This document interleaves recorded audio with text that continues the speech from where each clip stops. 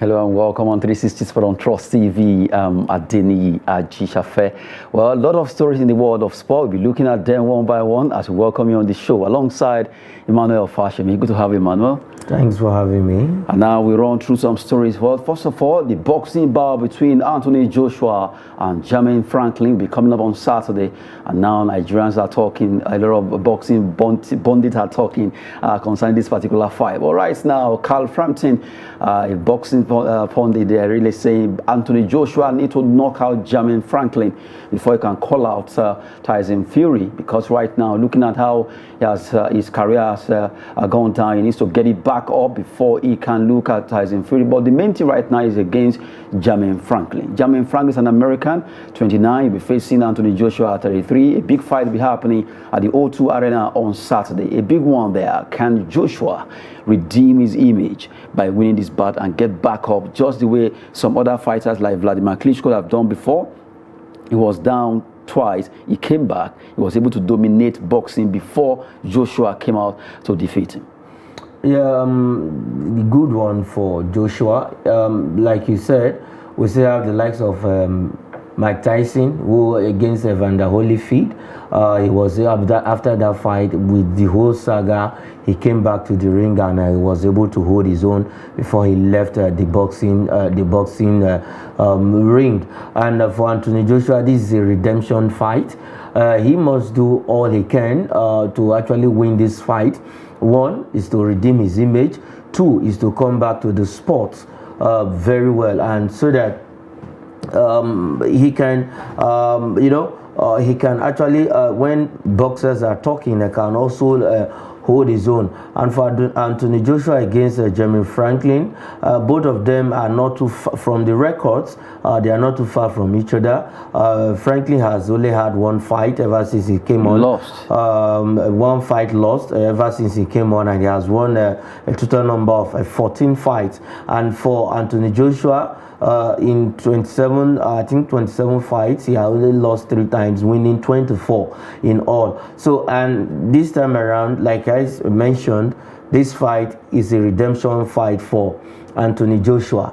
He needs to, and I love that move, going to America where you have some of the best boxing trainers in America, where he went to America for training. So he went there just to get himself fit, and you have some of the best hands in America there. So, and I love that move. All is in doing all of this is for him to come back to the ring and then be at the top level where he used to be. And he has said that no matter what happens tomorrow in this fight, he's still calling out Tyson Fury so that they can see this all British fight once and for all. And Joshua is a challenger. He fears no foe. It's just a pity that the last fight against Usyk, which some of us still question the decisions from the referee to actually give Usyk that victory, because if you watch that fight, I think Joshua was ahead,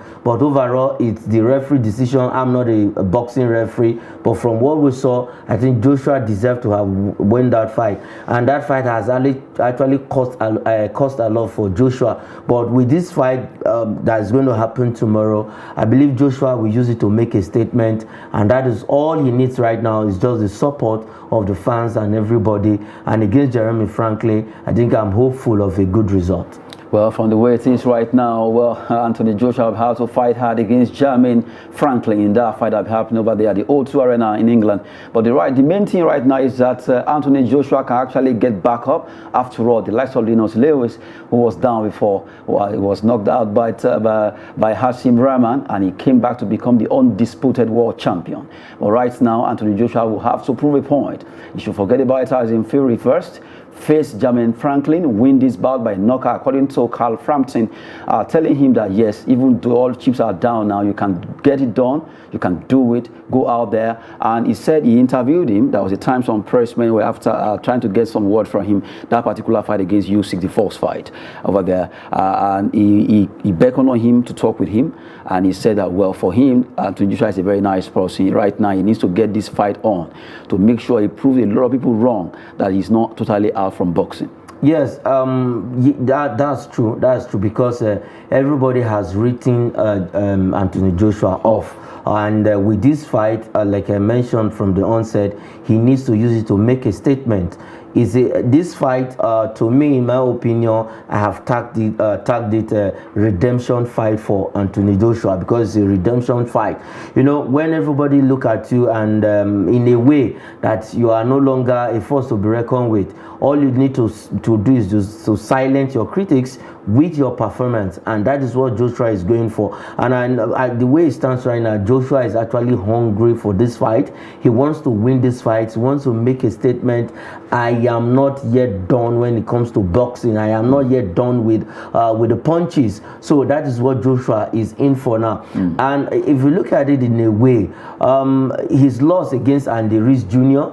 raised some eyebrow before the rematch was able to win. And then against Alexander Usyk, the first fight, we can say the first fight was a bit, he was not really prepared for the first fight. But the second fight against Usyk, we saw a different Anthony Joshua, though he went Usyk way, but he didn't just lose that fight as in he didn't lose it as if he didn't give anything. He actually gave all, and he did to my own opinion, he did very well, gave his best shot. But for the referee decision, though it was not the judges, they awarded the points to Alexander Usyk of Ukraine. But against Jeremy Franklin, he needs to come out top. He didn't just beat Jeremy Franklin, he should beat him convincingly.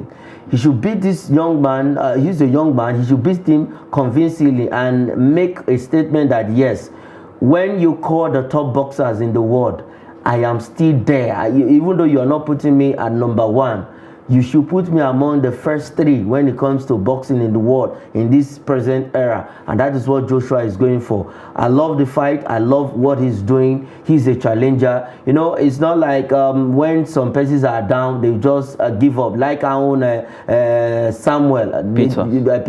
Peter.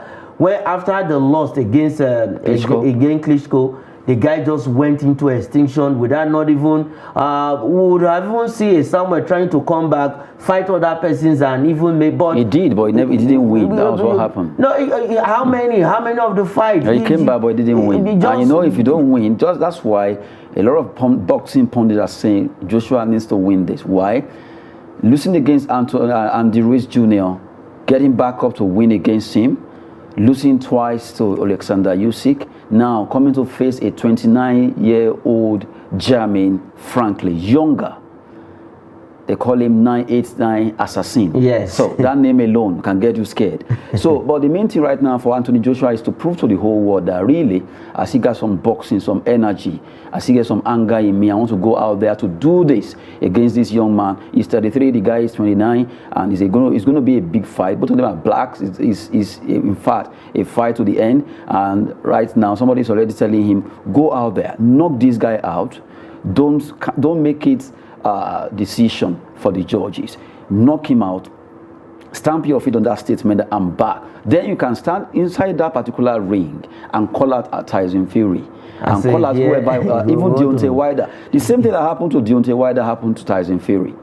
Anthony Joshua. Yeah. Wilder was defeated twice by Tyson Fury. They met 3 times. Thrice, they drew the first one. The second one he lost. The third one he lost. And since that time, he came back. He was able to win the other fight he actually went for. But now he's trying to get his way back to see if he can get on with Anthony Joshua or Tyson Fury or even the Usyk. So that fight between the 4 would be nice to see.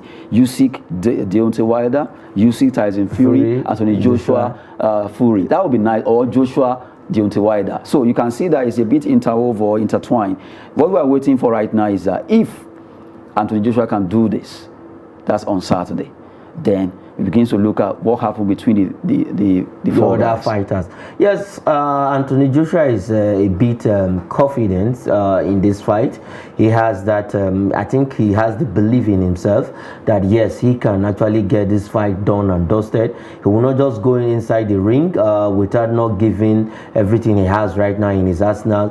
And against Franklin, he will want to actually beat this young man, not by points, not by decision, decision, but by actually a knockout. And we know Joshua for somebody who always go for the knockout. And why he suffered against Usyk is that he couldn't hold on for too long. Joshua beats you first round, second round. From the fourth round, he expects those heavy punches to come in and then knock you out. But once you start taking Joshua from the fourth round, fifth round, sixth round, he started losing that energy and concentration. But he did that. He tried that against Usyk the first. He didn't work. Then the second time he was able to hold his own. That is why I felt a little bit pity that he didn't actually get a draw at least. Get a draw in that fight. But against Jermaine Franklin, I think Joshua is ready. He took a very smart move by going to the US to actually go for training, and where you have some of the best hands in the world. Because if you actually want to be a top boxer, where you get the best trainers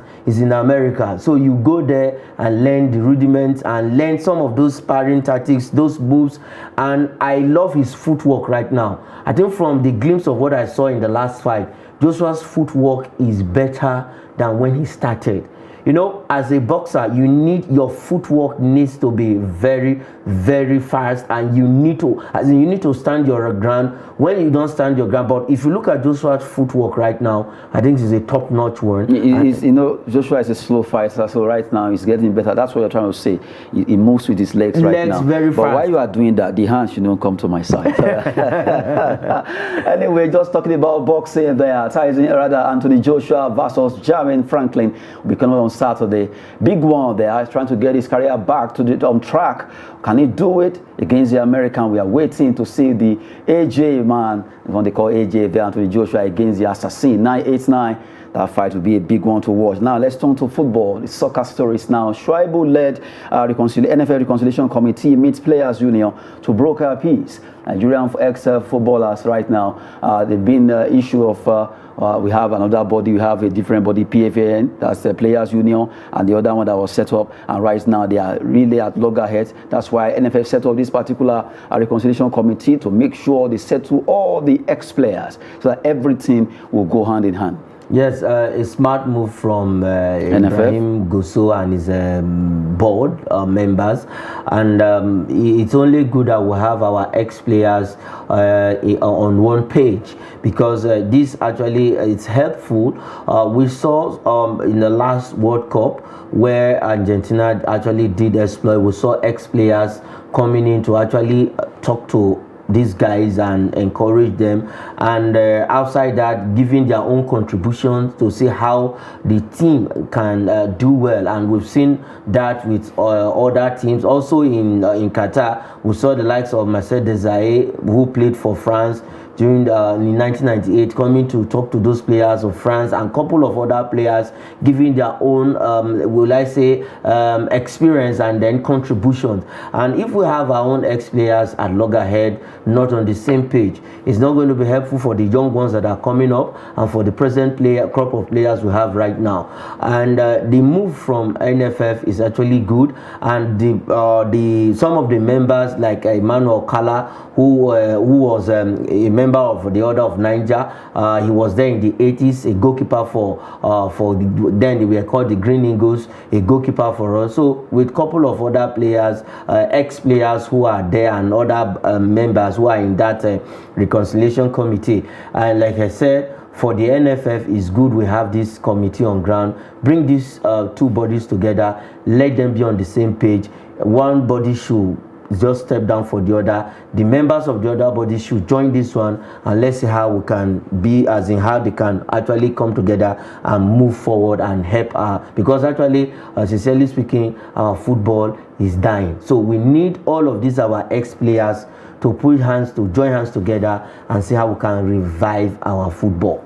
All hands must be on deck for Nigerian football to get back to its former glory. Right now, looking at the Shoaibu-led NFF Reconciliatory Committee, trying to see how they can settle this cause there between all the parallel bodies in the ex-players union. Well, from the way it is, just like everything will go well for Nigerian football, the ex-players need to come together to see how they can also add their experience to development of football in Nigeria, from the grassroots to the international level there. Good one. Hopefully, this will go better for Nigerian football there. Right now, we talk about about Women Champions League. It was a good one for Chelsea and Wolfsburg, showing their class against former champions, Olympique Lyonnais women, and also PSG, dumping out the two French teams out of the Champions League quarterfinals. Good one for Chelsea and also Wolfsburg there. Let's look at the results on aggregate level there. Wolfsburg defeated PSG 2-1 on aggregate, and you have Chelsea winning on penalty 4-3 against Lyon Feminines. Well, you know that Lyon, really, they've been the queen of Champions League. They 8 won times. it. So this one coming from Chelsea, dumping them out, we actually fired the ladies from England. They are Chelsea up to see how they can do better in their semi-final. Good one for them. Chelsea, really, they really show class in that game. A lot of people were looking at Lyon that they will win. In fact, as you remember, Yusuf was saying Lyon should win this game, but I told you anything can happen in sport. Yes. And right now, Chelsea, they've done it. Yeah, Chelsea dumped out Lyon, but they didn't just do that on the platter of gold. It was actually a frantic, let me say, a frantic 30 minutes extra time when he has to go to penalties. Lyon actually came back to the game after losing the first leg 1-0 right there in France, but they came back and Chelsea was able to respond, and they had to go to extra time, and then from extra time straight to penalties. And for Emma Hayes, they were 2021 finals. They lost to Barcelona. They've never won the Champions League before. That is the only trophy that has not come to their kitty. That is for Chelsea ladies.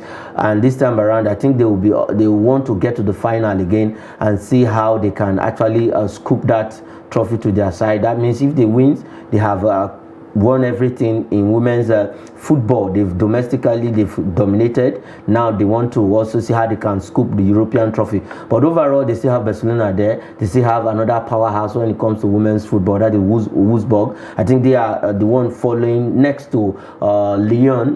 Number of times they've won the Women's Champions League. They are next to Lyon, and they themselves were able to dump out the second French team, that is PSG ladies. But overall, you still have Barcelona. Barcelona is a very hard nut to crack. Now they are in the semi-finals. Who goes to the final is now left to be seen. Is it that Chelsea will face Barcelona ladies or Wolfsburg? Whoever come up, I think the 4 teams that are remaining are not just pushover. We have 2 English teams. We have one German team and 1 Spanish team. So is actually, we are hopeful. Definitely, maybe one of the English team will get to the final. Probably maybe all English final. Arsenal, Chelsea will be a it's going to be Spanish German final. Spanish German final. So anything is possible. But overall, because I have my own assistant Oshola in Barcelona. Is she your own? I'm in Nigeria. She's in Nigeria. Oh my goodness. So we want maybe Barcelona to get to the final. But overall, Chelsea has actually done well. They've not won the Champions League trophy before, so they are setting their sights on that. But yesterday's game was one that they will not forget in a hurry, because it was a tough one for them, because if you look, and their hero was the goalkeeper, and she actually did. It would have even gone to extra time, but she has to make that last minute save, and that was a world-class save from her. And then when it got to the penalty shootout, she also stood her ground, and Chelsea are straight to the semi-final. So let's see who goes to the final. Good one for all the teams that are qualified for the semi-final. But we look at Berger doing so well for the fact that save and all that for Chelsea. Maybe she actually picked from Emiliano, that's Argentine goalkeeper. At times most of these players, they have their own icon or whoever they are looking up to. So she could have, okay, if this Emiliano could do this at the World Cup, I can equally do the same thing for Chelsea. And she is one of the best hands when it comes to female goalkeepers in the world. She's one of the best hands, and last night she just have to. Even the coach was afraid. Emma Hayes was afraid, but overall, a celebration. It was very obvious that she was really scared. Yes, because she said she couldn't stand the pressure of the penalty, the penalty taking, and she couldn't really hold herself while the penalty shootout was going on. But at the end of the day, I think it was tears of joy for her as her team, as her goalkeeper actually stood on ground and said, okay, I'm going to do all I can to put my team to the semi-final. And now they are in the semi-final, just one leg into the final. Now, let me put this to you. Between the four left now, Barcelona Femenino, Arsenal women, Chelsea women, and you have VfL Wolfsburg women. Who are you standing with? My first choice is Just pick Barcelona. one. Barcelona Femenino, because of Asisa Oshoala, I guess? Yes, because Asisa Oshoala is there. I want her to win it again.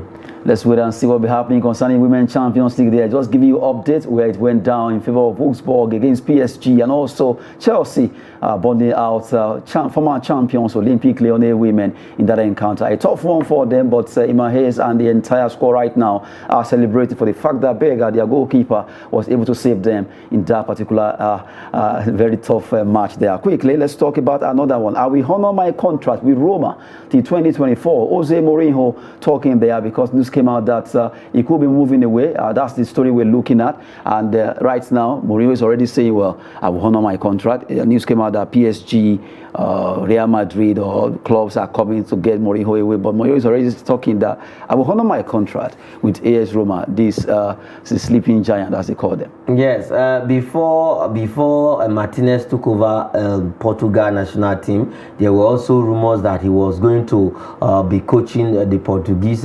national team. He was going to coach the Portuguese national team. He was going to do the job with as in he's going to combine both jobs with that of Roma, but he came out and said no, that I'm not going anywhere. I still have I'm staying with Roma, and at some point they wanted him to come in, but he asked for some time to stay with Roma, and then another rumor coming out, maybe because we know what is happening in PSG. Their Christophe Galtier is actually under fire, and then we have Tottenham where he left. Couple of other clubs who want his services, but overall this season he has not done bad. 39 matches managed, winning 27, and then he has just lost 12 matches this season in no competition and drawing 7. So I think Mourinho is now a humble man. He wants to, unlike Mourinho before, after one season or two he's off, but this time around I think he has actually gotten everything he wants in football.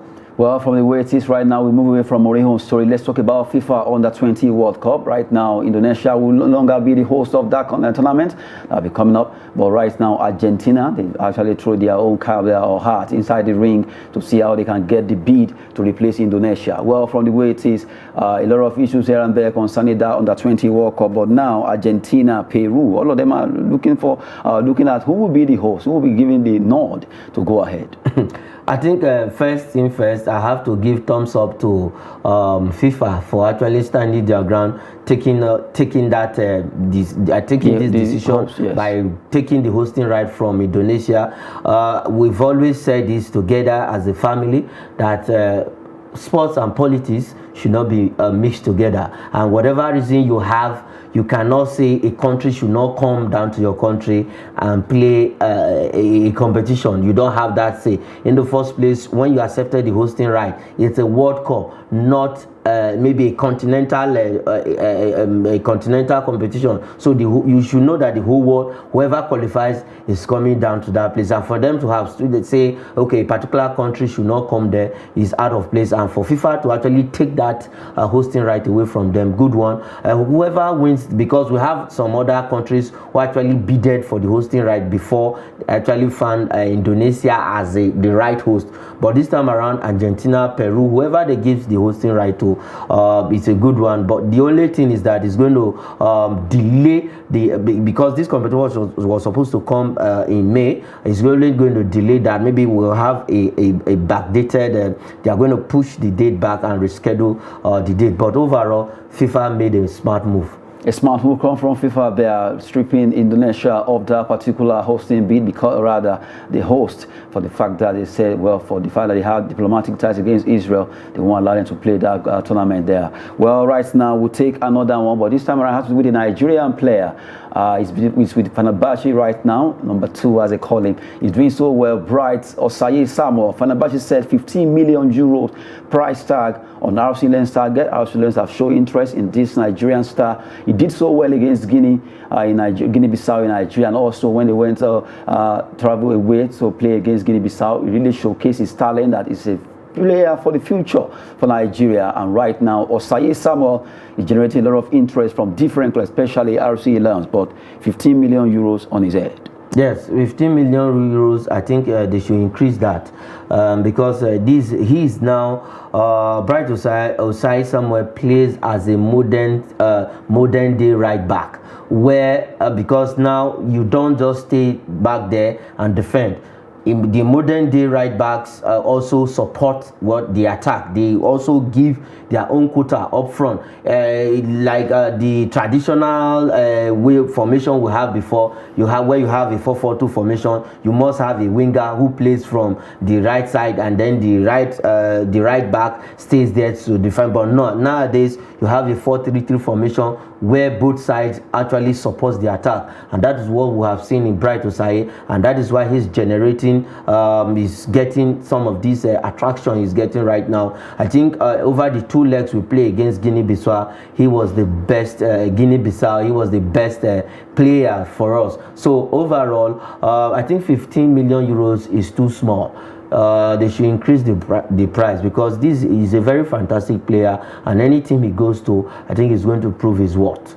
Well, talking about Bright Osayi Sam, a fantastic player, very sweet to watch there. Looking at how he performed against Guinea-Bissau, you just can't take that away. That really, he deserves to be at least valued at that amount of money. He has done well for himself when it comes to football, and clubs are beginning to knock at the door of Fenerbahce to get him signed for them. That will be it on 360 Sport. Hopefully, let's see what happens between Joshua and Jermaine Franklin there. Emmanuel Fashimi, thanks for coming on the show. It's my pleasure. I'm Adeniyi Ajishafe. Thanks for watching.